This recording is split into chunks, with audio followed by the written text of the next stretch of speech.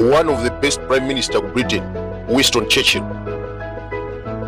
sana kali best prime minister paika, anandi trusted bodyguard Walter Thompson, nda amene amenda naye kumuteteza kuyambira 1920s up to 1945. Inu mukudziwa kuti Winston Churchill anali ndani number 1 wa Adolf Hitler.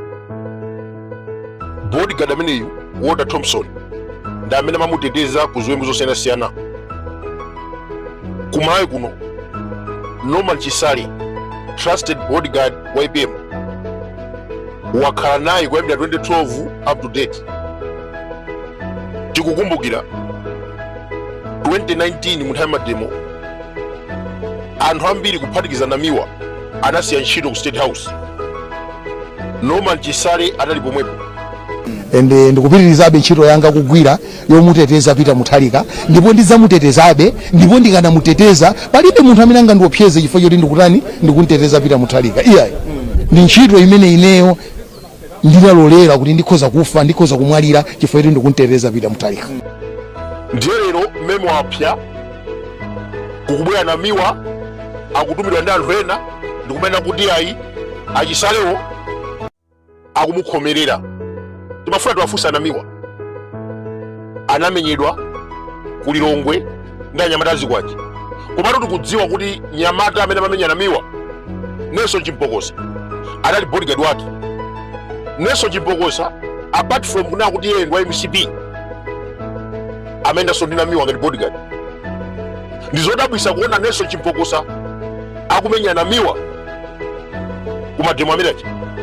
Zikuoneseratu yala Namiwa chifukwa amamenyedwa ndi bodyguard ake. Mdziko muno aliyense amadziwa kunena kuti Norman Chisale ndi bodyguard wa IPM zaka zoposa 14, chifukwa team security ya IPM throughout the campaign tikuidziwa. Anyamata amene analimba mtima kuteteza moyo wa IPM tikuwadziwa mu zaka 5. Norman Chisale anali mtsogoleri, Double DC, Charles Kadziwe, Christopher Jana, Desire Kalulu, Phineas, kunali Sebastian, Owen Chanza ochokera ku Lilongwe, Yona Mota, Stephen Bamusi, Ernest Malowa, panali retired policeman Izimveka. Anyamata amene wanda amene analimba mtima kuteteza moyo wa IPM mu zaka 5. Sylvester Namiwa analephera kuteteza moyo wake, amamenyedwa ndi anyamata azikwanje ena mwa anyamata amenewa tinaona nkhope Nelson Chimpokosa bodyguard wake. Ndiye timanena kuti munthu ngati ameneyo analephera kudziteteza yekha, amamenyedwa ndi azikwanje ku Lilongwe, lero akubwera ndikumena kuti ayi security ya president sili bwino. Kodi yeyu ndi Chisale amene amadziwa security ya APM ndi ndani? Ende Amalawi ayembekezere kuti Peter Mutharika sangapangidwe chipongwe, ndipo sizingateke ngati ifeyo tilipo, siziteka, ndipo ndikubwerezaso sizingateke. Ndiye kukubwera Namiwa ndikubauza Amalawi kuti in 2 months time president Jenny answer. This is questionable. Tipempha polisi nkhani imene musayisiye, Namiwa afotokoze ku court Jenny answer akhala president myezi 2 yuba utsogolo kuchifukwa chani. Poyamba munthu ameneyu anapita pa press briefing ndikumapempha kuti ayi pali asilikali ena amene achotsedwa ku State House abwerere. Ndiye kukubwera mawu kumanena kuti no, Jenny answer akhala president myezi 2 yuba utsogolo. That is treason. Mwachidule Sylvester Namiwa akuopseza president elect Professor Arthur Peter Mutharika, akufuna kuti president amene wamwika pa opsezo ngati dziko Amalawi amene tinavotera professor sitilola wina wake kuopseza president wa dziko. Namiwa must be arrested, akhale ku ndende zaka 20 chifukwa mlandu wa treason ni mlandu opsa kwambiri.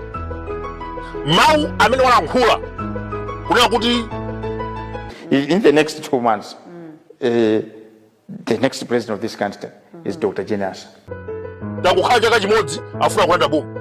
APM akuyendesa bwino dziko, mafuta sakusowa, chimanga mbwerekete, munthawi yachakwera chimanga chimasowa, anthu amadya chitedze, mafuta amasowa, shuga, kunali mzere wa shuga, simenti, mzere wa madeya. Koma sindinamve wina akuna kuti ayi chakwera ndoyipa.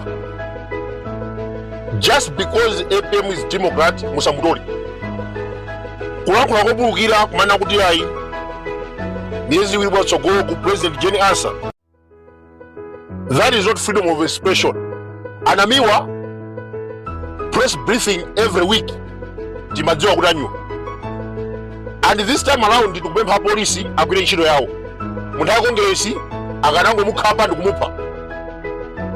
Akanamukhapa ndikumupha dziko lonse naona. But this time around iye ndi amene afuna kupha president wa dziko. Akugwiza ndi Jenasa kuti aphe president. Akutafuna kukhala atsogoleri.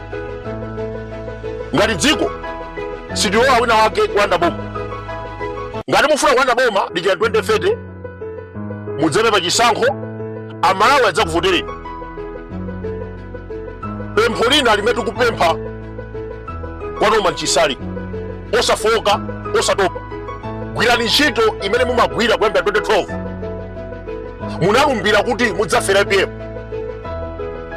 Anyamata anu Owen Janza, Yona Mota, Stephen Bamusi, Ernest Maura, Phineas, Christopher Jana, Double Dris, Desire Kaulu, Charles Kadziwe, ndameti kwadziwa kuti amateteza APM. Not Namiwa. Namiwa angadziwe security ya president ngatana tibulidwa mu Lilongwe. Kumenyedwa ndi bodyguard yake. Nelson Chimbokosa anali bodyguard wa Namiwa. Kumana mutibula.